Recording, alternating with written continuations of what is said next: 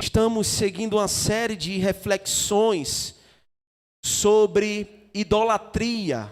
E na semana passada nós falamos aqui sobre o que é idolatria e como ela surgiu. E os irmãos viram aqui que idolatria é algo interno. É algo que é produzido através do coração de todos nós.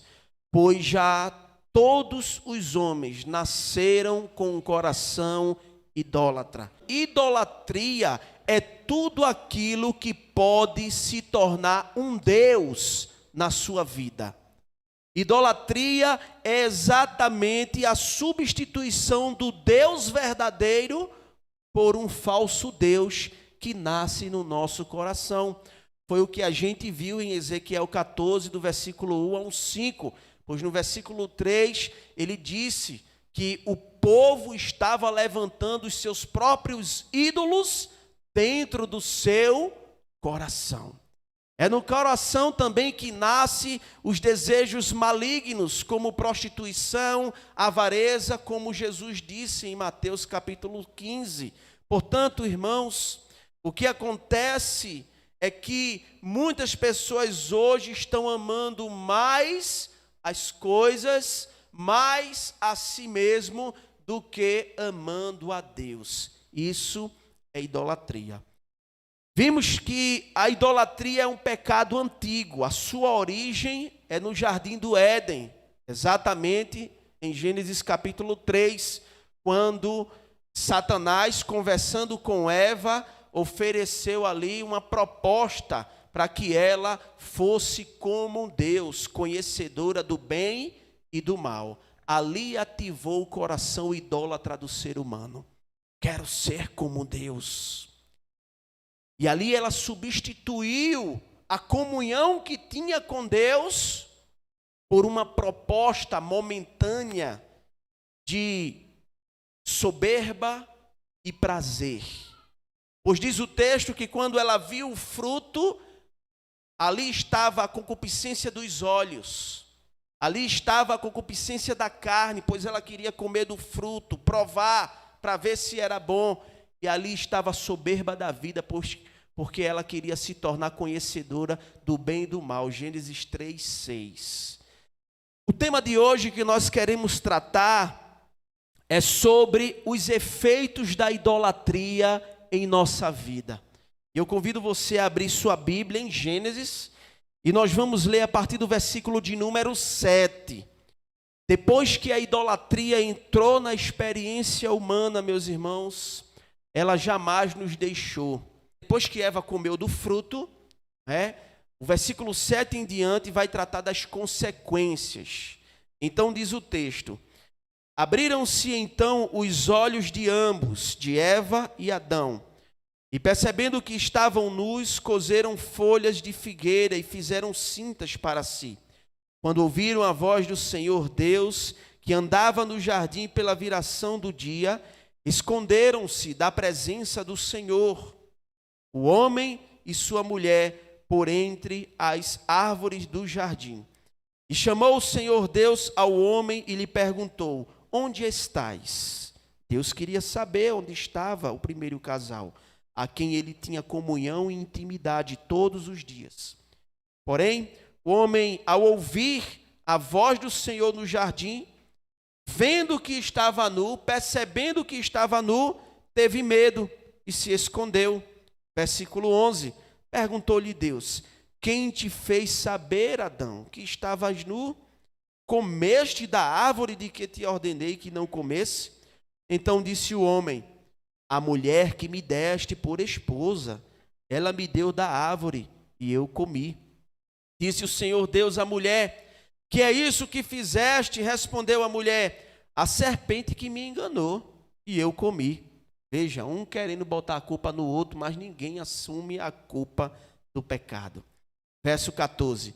Então o Senhor Deus disse à serpente: visto que isso fizeste, maldita és entre todos os animais domésticos, e o és entre todos os animais selváticos. Rastejarás sobre o teu ventre e comerás pó todos os dias da tua vida. Porém, inimizade entre ti e a mulher, entre a tua descendência e o seu descendente. Este te ferirá a cabeça, e tu lhe ferirás o calcanhar. E a mulher disse: multiplicarei sobremodo os sofrimentos da tua gravidez. Em meio de dores darás à luz filhos. O teu desejo será para o teu marido, e ele te governará. E a Adão disse: visto que atendeste à voz da tua mulher, e comeste da árvore que eu te ordenara não comesses, maldita é a terra por tua causa. Em fadigas obterás dela o sustento durante os dias de tua vida. Ela produzirá também cardos e abrolhos, e tu comerás a erva do campo. No suor do teu rosto comerás o teu pão, até que tornes a terra, pois dela foste formado, porque tu és pó, e ao pó tornarás. E deu o homem o nome de Eva, a sua mulher, por ser a mãe de todos os seres humanos. Fez o Senhor Deus vestimenta de peles para Adão e sua mulher, e os vestiu. Então disse o Senhor Deus: eis que o homem se tornou como um de nós, conhecedor do bem e do mal. Assim que não estenda a mão e tome também da árvore da vida e coma e viva eternamente, o Senhor Deus, por isso, o lançou fora do jardim do Éden, a fim de lavrar a terra que lhe fora tomada. E expulsou o homem e colocou querubins ao oriente do jardim do Éden, e o refugir de uma espada que se revolvia para guardar o caminho da árvore da vida. Amém. Meus irmãos, aqui estão os efeitos da idolatria. As consequências do pecado da idolatria são absurdas. Quando a gente lê esse texto, a primeira vez que eu me deparei com esse texto, há muitos anos atrás, eu me perguntei: será que valeu a pena comer daquele fruto? Porque as consequências do pecado estão aqui. Nós acabamos de ler. No versículo 7, diz o texto que quando Adão e Eva comeram do fruto, os seus olhos se abriram, eles se tornaram como Deus, conhecedor do bem e do mal. A primeira coisa que eles viram, o seu próprio corpo. Quando eles olharam para si, eles perceberam que estava nu. É o que diz o texto. Abriram-se então os olhos de ambos e percebendo que estava nu, eu tive medo. Veja, irmãos, que antes do pecado, o homem não tinha vergonha de si. Antes do pecado, eles andavam pelo jardim. Imagine Adão e Eva andando pelo jardim com os animais. Imagine rios passando por ali, que coisa bonita, que coisa linda, mas agora eles passam a ver vergonha em si mesmo. Eu estava nu. Aqui, irmãos, trata de algo além da esfera física. É sobre algo espiritual. Sabe por que Adão e Eva enxergou vergonha na sua nudez? Porque a santidade de Deus que estava sobre eles foi retirada depois do pecado. A santidade do homem foi afetada depois do pecado, pois antes da queda eles andavam nus e desfrutavam de uma santidade que os cobriam diante de Deus. Mas agora com o pecado, eles passam a se envergonhar de si mesmo. E a tentativa é o quê? Pegar uma folha de uma árvore, imagine aí que uma bananeira talvez, porque ao meu conhecimento talvez seja a maior folha, né, de uma árvore, uma bananeira, né? E coseram ali folhas para se vestir. Diz o versículo 7 ainda, que eles pegaram isso, percebendo que estavam nus, tentaram cobrir suas vergonhas. Aqui está a tentativa de cobrir a própria culpa. O homem passa a se sentir culpado pelo seu pecado. Ele percebe que errou, eu falhei, eu errei, não era para me comer. Eita, e agora? Vou tentar dar um jeitinho. Pega aí uma folha de uma árvore, bota aqui, mulher, vamos se ajeitar porque o negócio está feio para o nosso lado. É a primeira vez que eles tentam se livrar da culpa, de sua própria forma. É a primeira vez que eles tentam lidar com isso. E o pior, no versículo 8, não basta tentar resolver cobrindo suas vergonhas. No versículo 8 diz que quando eles ouviram a voz do Senhor, que andava pelo jardim na viração do dia, esconderam-se da presença do Senhor. A tentativa, irmãos, de se esconder é de exatamente buscar encobrir o pecado. É não confessar o pecado. Eu pequei, vou tentar dar um jeitinho. Eita, o Senhor está chegando. Imagine Deus todo dia andando com Adão e Eva pelo jardim, aquela coisa maravilhosa. Os animais para um lado, para um outro. Coisa maravilhosa, irmãos. Todos tinham comunhão. O homem lidava com os animais de forma espetacular. Mas agora tudo cai por terra. Aí Deus chega para visitá-los. Não bastou colocar folhas para se cobrir, ele se esconde. Olha o homem em pecado, sempre querendo dar um jeitinho no pecado. Sempre querendo fazer um arrumadinho, dar um jeitinho. A tentativa de se cobrir e em seguida de se esconder era a busca por se livrar da culpa pelo pecado que eles cometeram. O homem passa agora a ter vergonha do seu corpo e viver longe da presença do seu Criador. Isso é assim até hoje. Um homem em pecado, ele não tem coragem nem força para levantar a cabeça diante de Deus. Ele não tem. Um homem em pecado não tem, porque a glória do Senhor, a santidade de Deus não o permite. Terceiro lugar, o homem passa agora a ter medo de Deus. Veja, Deus criou o homem para viver em intimidade com ele. Agora o homem passa a ter medo de Deus. Olha o versículo de número 9.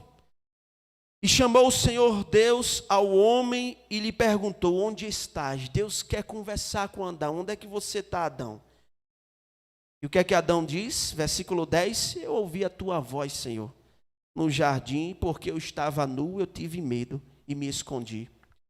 Veja o versículo 10, veja comigo. 3 coisas que Adão vai fazer. Um pecado chama outro pecado, um abismo chama outro abismo. Olha o versículo 10. O Senhor falou, e porque eu estava nu, eu tive medo. E porque eu tive medo, eu me escondi. Por conta do pecado, ele percebeu que estava nu, por conta da sua nudez, ele teve medo, por ter medo, se escondeu. O homem procurando resolver os seus conflitos e não vai conseguir. Sem Deus, o homem não consegue resolver os seus conflitos pecaminosos.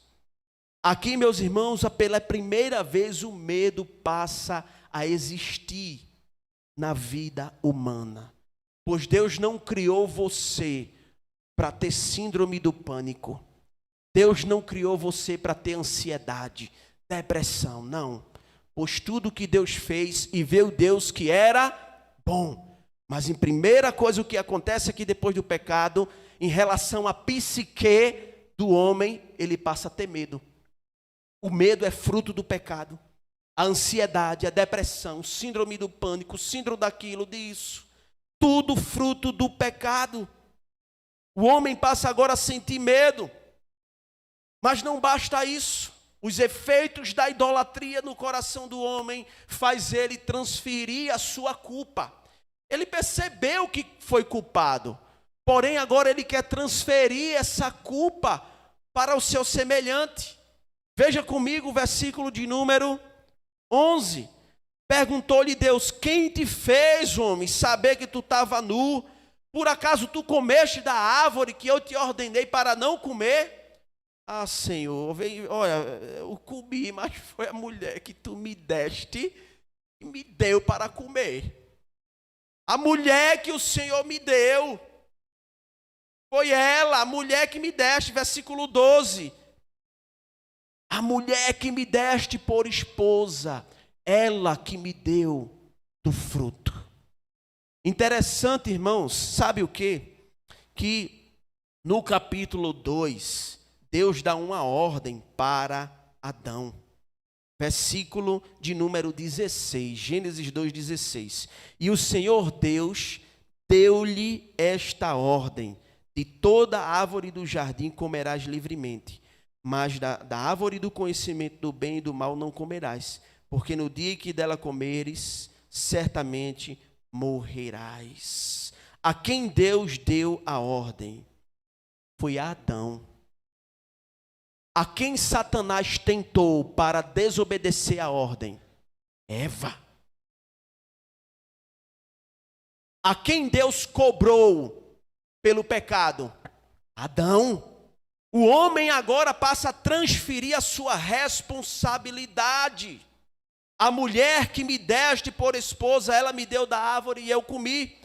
Depois da queda, meus irmãos, a relação entre os indivíduos e os seus semelhantes é quebrada. Não se espante de hoje os casais se divorciarem. Não se espante de hoje os casais brigarem, terem conflitos, terem choques. Muitas vezes tem que dar um tempo para se acalmar. Fruto do pecado. Tudo isso é fruto do pecado, pois Deus criou o homem e a mulher de forma perfeita. Uma relação perfeita. Equilíbrio perfeito, mas o pecado fez com que o homem agora culpasse o seu semelhante. A questão social foi afetada. As pessoas estão cada vez mais se amando menos, se respeitando menos. Tudo isso fruto do pecado. As relações interpessoais são afetadas, brigas, discórdias passaram a existir depois do pecado, ódio. Tudo isso como fruto do pecado, inveja. Por causa da inveja, aconteceu o primeiro homicídio. No capítulo 4, mostra isso. Quando Caim matou seu irmão Abel. Por conta de quê? Inveja. Veja que as relações interpessoais foram afetadas por conta do pecado. As pessoas agora passam a transferir culpas, responsabilidades. As pessoas passam agora a falar mal uma das outras por causa do pecado. Mas não só isso, meus irmãos. O efeito da idolatria também atingiu a terra. Atingiu a natureza. Veja o versículo de número 17. Olha Deus chamando Adão no canto da parede. Visto que atendestes a voz da tua mulher e comeste da árvore que eu te ordenara não comesse, maldita é o quê? A terra por tua causa. Que maldição foi essa? Primeiro, fadigas obterás delas o sustento durante os dias de tua vida. Quem diga os irmãos aqui, os agricultores que lidam com a enxada, que lidam com o trabalho braçal de forma direta, debaixo de sol quente, ralando. Olha o que diz o verso 19: no suor do teu rosto comerás o teu pão. Ô pastor, mas antes do pecado o homem trabalhava sim, mas não de forma como é hoje. É fadiga, é cansaço, é matar um leão todo dia para trazer o pão para dentro de casa. Fruto do pecado. Olha o que acontece com a terra, versículo 18. Ela produzirá também cardos e abrolhos. Veja, uma rosa é linda, não é? Inclusive as mulheres amam rosas, viu, homens? Agora uma rosa tem espinhos. Fruto do pecado. Uma rosa não era para ter espinho. A terra produzirá abrolhos. A terra produzirá cardos. É isso que quer dizer. Espinhos, ortigas. Deus não fez ortiga mesmo para Adão estar se coçando lá. Eu acredito que Deus fez tudo perfeito, tudo era bom. Uma rosa não era para ter espinho. mas depois do pecado passou a ter. A terra foi amaldiçoada com o pecado, com a desobediência do homem. Mas não ficou por aí. Os animais também sofrem. Olha o versículo 21. Diz o texto que Deus fez uma vestimenta de peles. Peles é de quê, irmãos? De planta? Não, é de animal. O primeiro sacrifício de um animal na terra, quem fez foi Deus. Para quê? Para cobrir a culpa do homem. Pois ele tentou com folhas, mas Deus disse: não é do teu jeito não, filho, é do meu. A gente vai ter que sacrificar um animal. Sabe para quem aponta isso? Para Jesus Cristo. Para Jesus. João 1,29 diz: eis o Cordeiro de Deus, que tira, que arranca o pecado do mundo. Esse texto está apontando para Cristo, que pelo pecado do homem, um cordeiro teria que agora ser sacrificado, ser imolado, para poder tirar a culpa que o homem estava do pecado. A solução de Adão e Eva não deu certo. Eles escolheram as consequências do pecado. Assim como a sua solução não vai dar certo. Se você está em pecado e quer encobri-lo, não vai dar certo. Porque pecado perdoado é pecado confessado. Tem que falar com Deus. Tem que se confessar. Porque a confissão é através da fala. E pela fala, a cura. Pela fala, a libertação. Pela fala, a libertação de angústias. Muitas vezes de ansiedade e até depressão, viu? Porque uma das causas da depressão é o pecado. Os salmos nos revelam isso muito bem. Salmo de Davi que o diga. Disse que os seus ossos secaram, sua carne estava podre por dentro. Quando a gente vai ver lá na frente, porque eu estava em pecado, Senhor. E é Ele quem vai dizer que pecado confessado é pecado perdoado. Mas se você continuar encobrindo, querendo pegar folha de bananeira para cobrir, dar o seu jeitinho, o rumo é o abismo. É isso que a Bíblia nos diz. Deus não permitiu que o homem desse jeitinho no seu pecado. Deus foi lá e disse: eu vou sacrificar aqui um cordeiro. E vestiu Adão e Eva. Daí por diante, os animais sofrem. Os animais são maltratados. Isso aí já é uma outra situação que a gente vive, né? Porque, veja, Deus tinha que sacrificar, mas Ele fez com um objetivo. Aquilo ali é um simbolismo, apontando para Cristo, que Cristo era o cordeiro que tira o pecado do mundo. Mas depois daí, irmãos, os animais são maltratados, são mal cuidados. E ou você acha que Deus fez os animais para sofrer? Não, mas sofrem. Por quê? Fruto do pecado. Tudo isso, fruto do pecado. Veja comigo o que diz Romanos 8, verso 19 e 20. Diz: a ardente expectativa da criação aguarda a revelação dos filhos de Deus. Quem são os filhos de Deus? A igreja. Quem é que está aguardando a revelação? A criação. E o que é isso? Pois a criação está sujeita à vaidade, não voluntariamente. Não é porque a natureza quer que ela está sujeita à vaidade, mas, porém, por causa daquele que a sujeitou. Quem sujeitou a terra à vaidade? Quem está destruindo a terra? O homem. Mas a igreja é a esperança para uma natureza caída. É o que diz o versículo 21. Na esperança de que a própria criação será redimida do cativeiro da corrupção para a liberdade da glória dos filhos de Deus.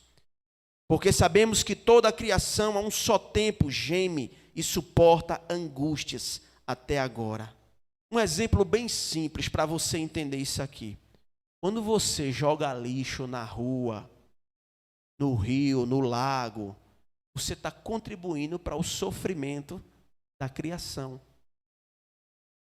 Então, irmãos, tudo que nós vemos hoje é fruto do pecado. Lá em Recife mesmo, muitos animais, principalmente o cavalo, é usado debaixo do sol quente, no asfalto quente, o dia todinho, com a carroça atrás, indo e voltando, pegando e levando material. É um instrumento de carga, ali. Mas é sofredor. Tudo isso é fruto do pecado.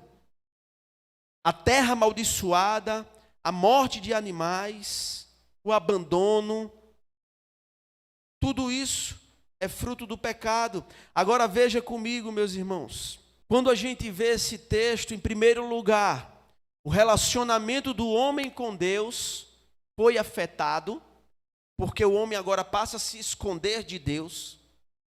Antes o homem conversava com Deus, falava com Deus, tinha um bom relacionamento, mas agora o homem tem medo e, portanto, se esconde. Relacionamento do homem com Deus afetado. Em segundo lugar, o relacionamento do homem para com ele mesmo foi afetado, a psique. Além do sentimento de culpa, o homem passa também a sentir medo. Então o homem passa a sentir culpa disso, daquilo, aí vem os transtornos mentais, de culpa, de abandono. Tudo isso é fruto do pecado. O homem passa agora a se desentender com ele mesmo.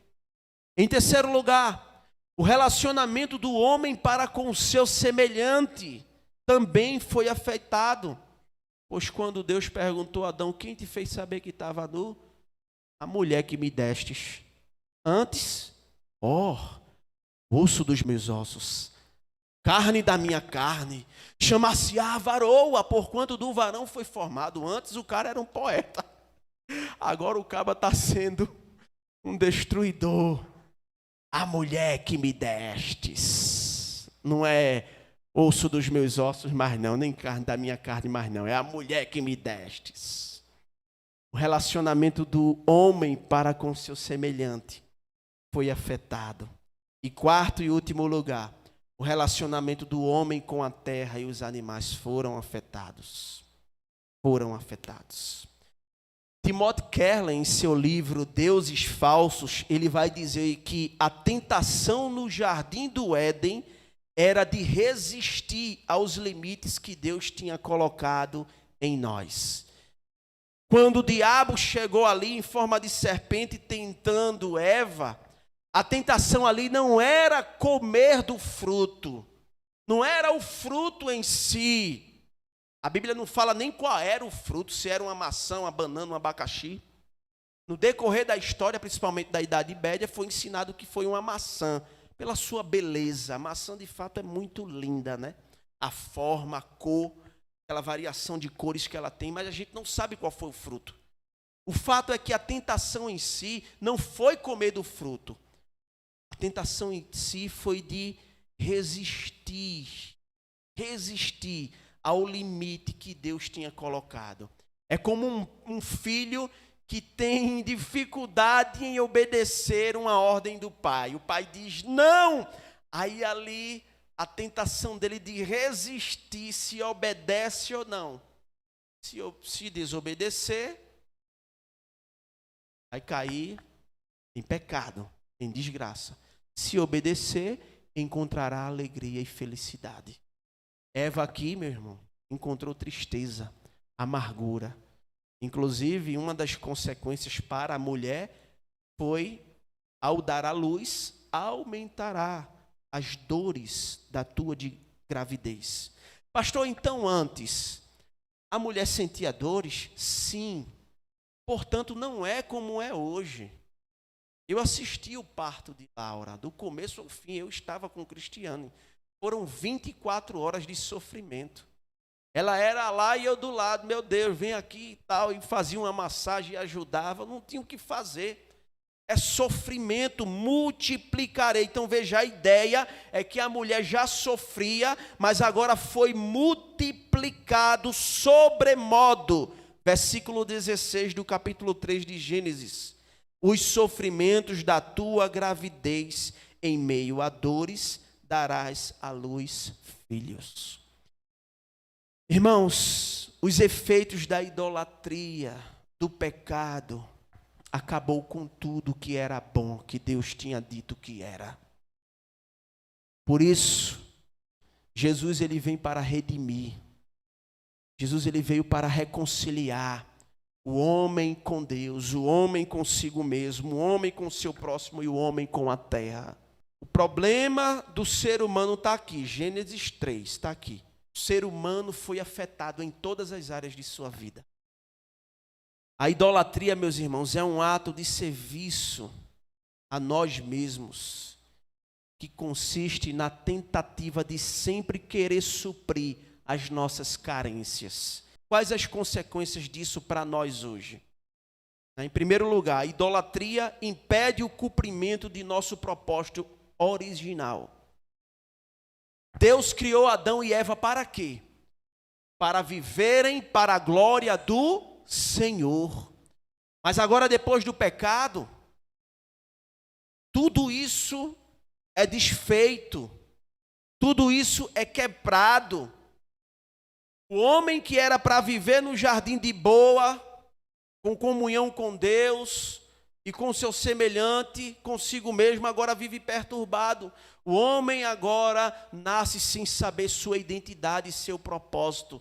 Não é à toa que tem tanta gente por aí perdida. Tem aquela cena do filme, né, do Alice no País das Maravilhas, quando Alice chega num caminho, encontra ali uma bifurcação. Aí ela pergunta, mas por onde eu devo seguir? Por onde é o caminho? Aí o gato lá responde, olha, para quem não sabe para onde vai, qualquer caminho serve. Pronto, o homem nasce assim, qualquer caminho serve. A verdade foi relativizada. A grama não é mais verde. Se tiver um que diga que é rosa, pode ser rosa também. Tudo isso fruto do pecado. Então o homem perdeu o seu propósito original para o qual foi criado, que foi de obedecer a Deus, de glorificar a Deus. Esse é o propósito do homem, de glorificar e alegrar-se nele para sempre. Segundo lugar, os efeitos da idolatria em nossa vida é prejudicar o entorno do idólatra. O que quer dizer isso, pastor? Vou explicar. Quando estamos tomados pelo pecado de idolatria, vivemos em função dos ídolos. Veja, por exemplo, o apego ao dinheiro exige que a vida familiar de um homem seja sacrificada no altar do trabalho. Quero dinheiro, aí vou trabalhar. Trabalho nunca vai ficar rico, mas só vive trabalhando, de domingo a domingo. Segundo, o desejo pelo reconhecimento. Isso pode levar uma pessoa a sacrificar seu ministério, sua família, seus amigos no altar da visibilidade. E o que é que está acontecendo hoje, irmãos? Instagram, Facebook, WhatsApp, redes sociais, mídias sociais. As pessoas sacrificam seu tempo, sua família. Os adolescentes e jovens sacrificam a verdadeira comunhão com os pais. Os pais sacrificam a mesa com os filhos. Tudo no altar da visibilidade. O que importa é eu ser visto, é eu ser reconhecido. Então eu vou almoçar, eu estou lá com o celular. Eu estou na igreja, eu estou lá no celular. Então veja que as pessoas hoje estão sacrificando o relacionamento no altar da visibilidade. Terceiro, isso é idolatria, viu?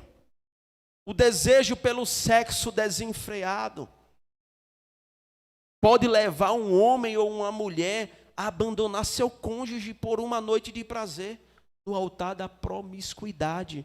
Um homem viciado em pornografia, uma mulher viciada em algo semelhante, cai no risco de adultério, sacrifica a família, por conta de imagens, de vídeos. O desejo pelo sexo desenfreado, a pornografia pode levar um homem, uma mulher a cometer o adultério no altar da promiscuidade, da depravação. Veja, meus irmãos, que um idólatra não prejudica apenas a si mesmo, mas também todos aqueles que estão ao seu redor. Todos são prejudicados quando você é um idólatra. Se você idolatra o trabalho, a família é prejudicada. A comunhão, o lazer. Se você idolatra o dinheiro, também. Se você idolatra a pornografia, a sexualidade, tudo isso é prejudicado. A família é prejudicada. Agora existe um tipo de idolatria que prejudica a sociedade de uma forma geral. Não é apenas um pecado individual, mas coletivo. Exemplos: vícios, corrupções, imoralidade, desestruturação familiar, problemas comunitários. Um viciado em droga, por exemplo, ele não prejudica só a família, ele prejudica a comunidade. Ele vai roubar para pagar a droga, ele vai até matar, se for o caso.